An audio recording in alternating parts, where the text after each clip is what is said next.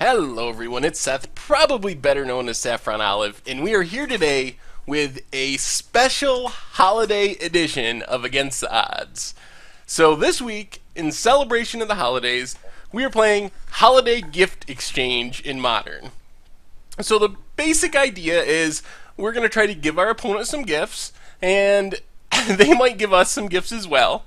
And I'm not exactly sure what'll happen, but sooner or later, our opponent will be naughty, hopefully, and we will give them a lump of coal, or coil, in their stocking, and they will, in theory, lose the game from that gift. So, I expect some craziness to ensue. Not exactly sure how this will work out, but anyway, these are our gift exchange cards. We have 10 cards that give our opponent gifts, and they also, after we give our opponent a gift, they allow our opponent to give us gifts. So we're kind of, it's like Secret Santa or something. Like, who knows what'll happen. We give them something, they give us something. Sometimes it's good, sometimes it's bad. But that's the idea. We have 4 copies of Puka's Mischief. This is a 4-mana blue enchantment. And it says, at the beginning of your upkeep, you may exchange control of target non-land permanent you control and target non-land permanent an opponent controls with an equal or lesser converted mana cost.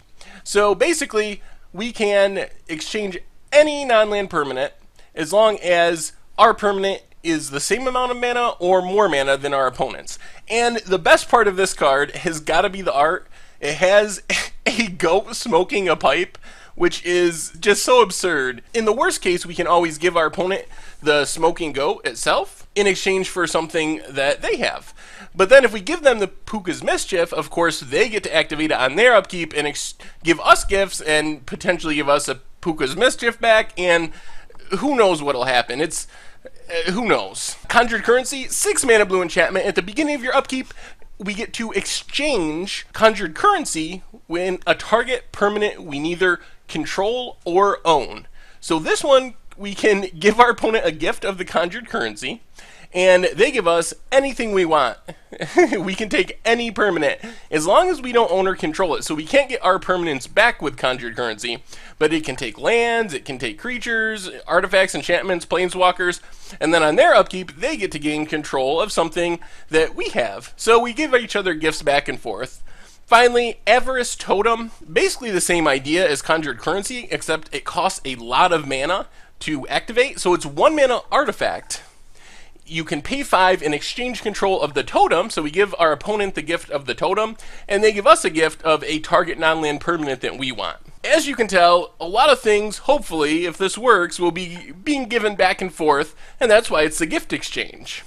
I mentioned a lump of coal. So this is kind of the way we can win the game. If our opponent is naughty, we can give them Immortal Coil, which I'm calling the lump of coal. And Immortal Coil is this crazy artifact, costs 4 mana and 2 of it black. You can tap it and remove 2 cards from your graveyard to draw a card. If damage would be dealt to you, you prevent that damage and remove a card from your graveyard for each 1 damage prevented this way. So if you take 5 damage, you need to remove 5 cards. But then, if there are no cards in your graveyard, and there's an Immortal Coil on the battlefield, you lose the game. So, if we can have our opponent's graveyard empty, and give them a gift of Immortal Coil, they just instantly lose the game. You don't got to wait till your upkeep, you don't got to do anything, game over on the spot. So that is the way we are trying to win the game, is by giving our naughty opponents a lump of coal for their holiday present. And of course, we have some spicy things. So we have 6 Ley Lines. Most importantly, in the middle is Ley Line of the Void. If we have this in our opening hand, we can start with it on the battlefield, and it says if a card would be put in an opponent's graveyard from anywhere, exile it instead. So that is the synergy with the lump of coal, the Immortal Coil. To make sure that our opponent won't have any cards in their graveyard when we give them the gift of the Immortal Coil, so they'll just lose the game on the spot. Ley Line of Anticipation allows us to play our Puka's Mischiefs, our Conjured Currencies at instant speed to kind of force them through counterspells and such. Basically, instant enchantment, like all the Ley Lines, if it's in your opening hand, it can start on the battlefield, and you can cast non-land cards as though they had flash. And these are also good exchange cards we can exchange with Puka's Mischief a Ley Line for anything our opponent has converted mana cost 4 or less, which covers basically everything in Modern. Then we got 2 copies of Dark Petition. This is like going Christmas shopping, basically. Sometimes we need to find a gift to give to our opponent, and Dark Petition lets us search our library for a gift, and then use our Puka's Mischief and Conjured Currency to give that gift to our opponent. The rest of the cards, these ones don't really fit in the gift exchange, but they're kind of necessary evils to allow us to hopefully stay alive long enough to give our opponent some gifts. I guess Remand kind of gives a gift. Yes, it counters a spell, but it returns it to their hand, so we're kind of giving them a gift of an extra card in their hand, if you want to look at it that way.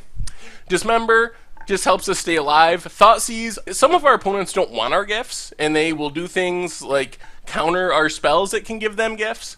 So Thoughtseize is to make sure that our opponent is going to get a gift even when they don't want to. It's kind of like a fruitcake or something, you know, those horrible gifts that you don't really want, but you kind of have to take.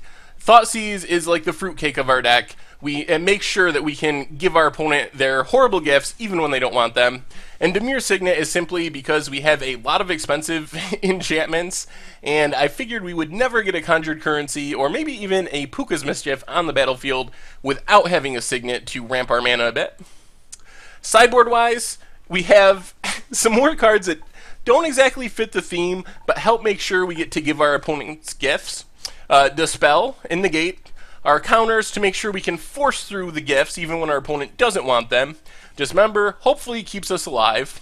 Inquisition also helps force through the gifts. Then we have 2 more Avarice Totems. And then Sleeper Agent. Have you ever watched Futurama and the Santa Claus in Futurama that just rampages and kills everything?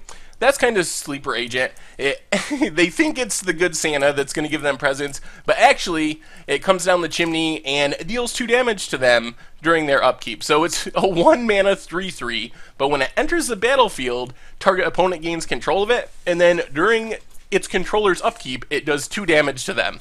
So that is the gift exchange deck. As far as the odds of winning with this deck, I think these are very against the odds. Maybe 5% of the time we'll actually be able to win. A lot of things need to go right. The good news is twofold. For one thing, we will be able to give a lot of gifts. Like, I'm fairly confident that we will give gifts.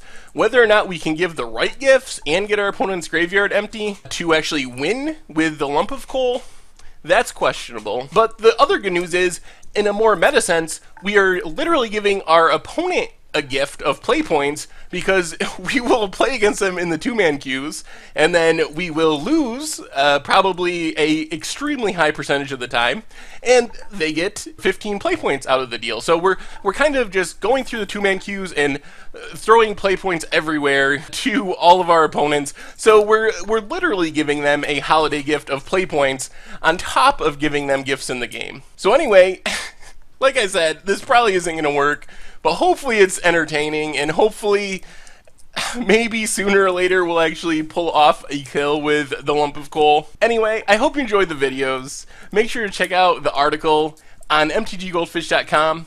Decks, prices, and metagame strategy. We got basically everything and anything you could want related to Magic the Gathering. And if you enjoyed our holiday gift exchange special of Against the Odds, make sure to click the subscribe button. Anyway, thank you all for watching. I hope you enjoyed the videos and have a very happy, very fun, very safe holiday. And I will talk to you soon.